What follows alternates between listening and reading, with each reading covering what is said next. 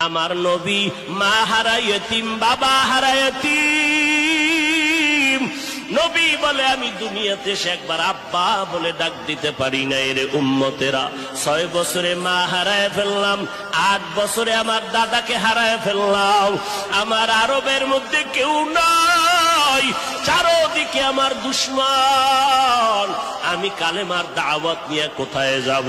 আমি ঘরের মধ্যে বসে কাঁদতেছি।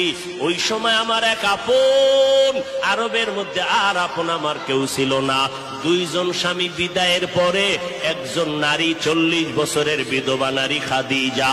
আমি মোহাম্মদ 25 বছরে তাকে বিয়া করে নিলাম। আল্লাহর আদালতের অনুমতি নিয়ে বিয়া করে ফেললাম। ওই খাদিজা আমার কান্নার কারণ জিজ্ঞেস করলেন, নবী কেন কান্না করেন?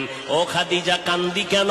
আল্লাহ আমাকে কোরআনের আলো দান করেছেন, আমি এখন কালেমার দাওয়াত দিব, আমার এই দাওয়াতকে গ্রহণ করবে।